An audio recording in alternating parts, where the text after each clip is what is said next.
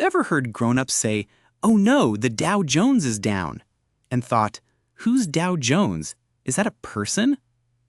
I used to think it was a guy in a suit, like Mr. Dow Jones reporting for duty.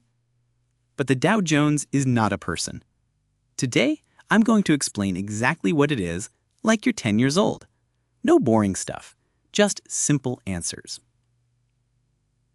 A long time ago, in 1896, two journalists named Charles Dow and Edward Jones had an idea. They wanted to show how the biggest companies in America were doing, kind of like a thermometer for the stock market. So they created the Dow. At first, it included only 12 companies, mostly railroads and factories. Today, it includes 30 of the biggest companies in the country. So what is the Dow Jones? It's not a company, not a place, and not a single stock. It's something called an index. That means it's a number that shows how a group of companies is doing. In this case, it's 30 big companies like Apple, Coca-Cola, McDonald's, and Disney. Imagine a classroom with 30 really popular students. If most of them get good grades, the average goes up. If they get bad grades, the average goes down. That's how the Dow works. If most of these 30 companies do well, the Dow goes up. If they don't, it goes down. Here's how they figure out the Dow's number. They take the stock prices of those 30 companies, add them all together, and then divide by something called the Dow divisor. That divisor changes sometimes, but it helps keep the number balanced. One important thing, the Dow isn't a perfect average.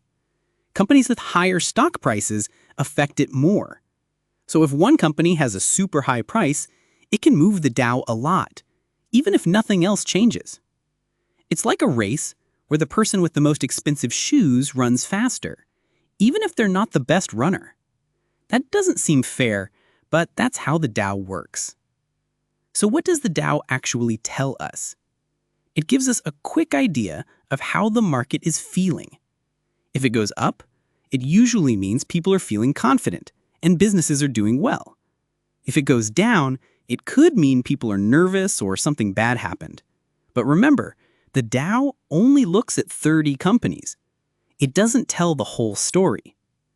It's kind of like watching only the most famous players on a sports team.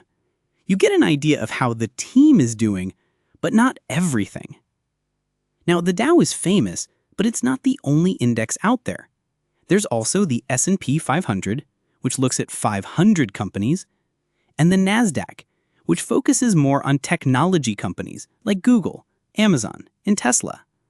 So you can think of it like this. The Dow shows 30 big stars, the S&P 500 shows the whole team, and the Nasdaq shows mostly the tech wizards. People watch the Dow because it's easy to understand and it's been around for a long time. It shows up in the news, in headlines, and even in political speeches. When something big happens, like a war, a big product launch, or a new law, the Dow often reacts. That's why investors, reporters, and even presidents pay attention to it. Now for some fun facts. The Dow used to include companies like Sears and General Motors. In 1987, it dropped almost 23% in just one day. Its full name is the Dow Jones Industrial Average, but not all the companies in it are even industrial anymore. So remember, the Dow Jones is just a scoreboard. It tracks 30 big companies to show how the market is feeling. It's not magic, but it tells a pretty good story. Now that you understand the Dow like a 10-year-old, what should I explain next? The S&P 500, Bitcoin, stock futures? Let me know in the comments.